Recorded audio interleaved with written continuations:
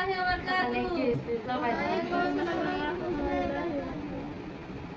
نحمده ونصلي على رسوله الكريم أما بعد فقد قال الله تعالى في كلامه المجيد وفرقان الحميد فأعوذ بالله من الشيطان الرجيم بسم الله الرحمن الرحيم আজকের এই পবিত্র জলসা নাজমাদের সামনে এবং আমার ছোট বড় বোনেদের সামনে একটা নামাজের বিষয়ে বয়ান করার জন্য উপস্থিত হয়েছি।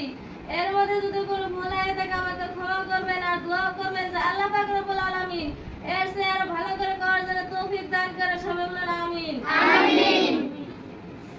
আলহামদুলিল্লাহ আলহামদুলিল্লাহ, সমস্ত প্রশংসা মহান আল্লাহ রাব্বুল আলামিনের জন্য, যে মহান আল্লাহ রাব্বুল আলামিন আমাদেরকে সৃষ্টি করেছেন এবং আমাদের মা বাবাকে সৃষ্টি করেছেন এবং আসমান জমিন চন্দ্র সূর্যকে সৃষ্টি করেছেন এবং আমাদের বানাত মাদ্রাসা পড়ার জন্য তৌফিক দান করেছেন। সেই মহান আল্লাহ রাব্বুল আলামিনের উপর আমরা খুশি হয়ে সবাই একবার শুকরিয়া আদায় করেন। সবাই বলেন আলহামদুলিল্লাহ। আলহামদুলিল্লাহ। আল্লাহ পাক হাদিস শরীফে বলেছেন যে নবীকে যদি সৃষ্টি না করতেন তো 18,000 মাখলুকাতকে সৃষ্টি করতেন না। সেই নবী করিম সাল্লাল্লাহু আলাইহি সাল্লামের উপর খুশি হয়ে সবাই আমরা একবার দরুদ পাঠ করি। সবাই বলেন সাল্লাল্লাহু আলাইহি সাল্লাম। ইসলামের প্রথম ভিত্তি ঈমান, দ্বিতীয় ভিত্তি নামাজ। নামাজ হলো আল্লাহ পাকের সামনে হাজির হওয়া, তাহার ডাকে সাড়া দেওয়া। আল্লাহ পাক বান্দাকে দিনের ভিতরে 5 বার ডাক দেন নামাজ পড়ার জন্য। কুরআন শরীফে 82 বার 82 জায়গায় হুকুম করেছেন ওয়াকিমুস সালাতা, বান্দা তোমরা নামাজকে কায়েম করো। বোনেরা আমার, আপনার সন্তানকে যদি আপনি একটি হুকুম বারবার করেন আর সন্তান যদি আপনার একটি হুকুম বারবার অমান্য করে, তাহলে আপনি সেই সন্তানের উপর অসন্তুষ্ট হয়ে বলবেন, হে সন্তান, আমি তোকে চাই না, তুই আমার একটি হুকুম বারবার অমান্য করলি, আমি তোকে তেজে পুতুল করে দিলাম। এরকম আল্লাহ পাক 10 বার না 20 বার না 82 বার হুকুম করার পরেও যদি আপনি নামাজ না পড়েন, আল্লাহ পাক বলেন, হে বান্দাবান্দিগণ, আমি তোমাদেরকে চাই না, ফেরেশতারা তোমাদেরকে জাহান্নামে নিয়ে যাক, আমার খবর নাও, তোমাদের দরকার নাই। হুজুর পাক সাল্লাল্লাহু আলাইহি সাল্লাম বলেন, আসসালাতু মিফতাহুল জান্নাহ, নামাজ বেহেশতের চাবি।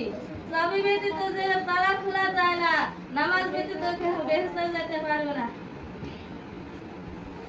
যদি কেউ নামাজ না পড়ে বা অন্যান্য নেকির কাজ বেশি করে থাকে, কুরআন শরীফে 30 পারা সূরা জিলজালায় আল্লাহ পাক বলেছেন, ফামান ইয়ামাল মিসকালা যারাতিন খাইরান ইয়ারা।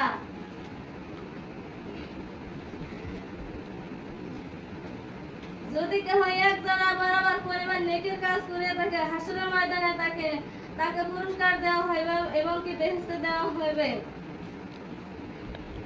মুমিন আর কাফেরের মাঝে পার্থক্য হলো নামাজ। মুমিন নামাজ পড়ে আর কাফের নামাজ পড়ে না। হাসরের ময়দানে সর্বপ্রথম হিসাব নেওয়া হবে নামাজের। আল্লাহ পাক কুরআন শরীফে বলে, ইন্নাস সালাতা তানহা আনিল ফাহশাই ওয়াল মুনকার, নামাজ কুপথ ও খারাপ পথ থেকে বিরত রাখে। হুজুর সাল্লাল্লাহু আলাইহি সাল্লাম বলেন, যদি কোনো মুসলমান ব্যক্তি আল্লাহকে সন্তুষ্ট করার জন্য নামাজ পড়ে, তাহলে তার সমস্ত শরীরের গুনাহ মরা গাছের পাতার মতো ঝরে পড়ে। সুবহানাল্লাহ। সুবহানাল্লাহ। আল্লাহ পাক বলেছেন, হে হাবিব, আমি আপনার উম্মতের উপরে 5 ওয়াক্ত নামাজ ফরজ করে দিয়েছি। আপনার কোন উম্মত যদি রীতিমতো 5 ওয়াক্ত নামাজ আদায় করে এবং কি 5 ওয়াক্ত নামাজ যদি রীতিমতো আদায় করে, তাহাকে বেহেশতে দেওয়ার জন্য আমি ওয়াদা করলাম। আর যদি রীতিমতো কেউ যদি আদায় না করে, তার জন্য আমি দায় নয় এবং কি সে জ্বলন্ত আগুনে জ্বলিত হইবে। আমার নবী করিম সাল্লাল্লাহু আলাইহি সাল্লাম যেদিন মেরাজ করে আসলেন, তখন আল্লাহ পাককে জিজ্ঞাসা করলেন, হে প্রভু, দুনিয়াতে গিয়ে যদি আমি আমার উম্মতকে বলি আমি আল্লাহর সাথে দিদার করে আসলাম এবং আল্লাহর সাথে দেখা করে আসলাম, তারা তো কেঁদে কেঁদে বলবেন, হায়রে, আমি আল্লাহর সাথে দেখা করতে পারলাম না, তখন আমি কি বলবো? আল্লাহ পাক বললেন, বন্ধু, আমি আপনাকে এত উপরে তুলে আমি নিজে দেখা করলাম। আপনার উম্মত যদি নামাজে যায়, সিজদায় পড়ে যায়, আমি আল্লাহ নিজে দেখা করব। সুবহানাল্লাহ। সুবহানাল্লাহ। নামাজ মুমিনদের জন্য মিরাজ। হুজুর পাক সাল্লাল্লাহু আলাইহি সাল্লাম বলেছেন, যদি কেউ ইচ্ছা করে 1 ওয়াক্ত নামাজ কামাই দেয়, তাহলে 2,88,00,000 বছর জ্বলন্ত আগুনে জ্বলিতে হইবে।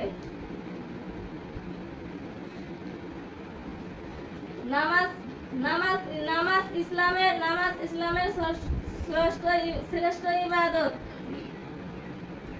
নামাজ ইসলামের শ্রেষ্ঠ ইবাদত।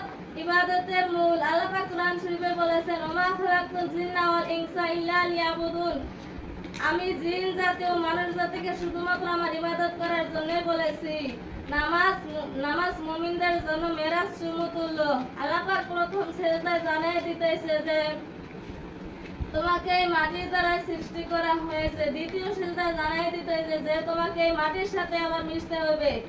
আল্লাহু আকবার যখন আল্লাহু আকবার বলে যখন দাঁড়াইয়া যাবে, তখন আল্লাহ তাআলা জানিয়ে দিতেছে যে কিয়ামতের দিন আবার এই মাটির দ্বারা তোমাকে জীবিত করে দাঁড় করা হইবে। নামাজ ব্যতীত কেহ ওলিয়া আল্লাহর দরজা পৌঁছতে পারে না। ওয়া আখিরু দাওয়ানা আলহামদুলিল্লাহি রাব্বিল আলামিন।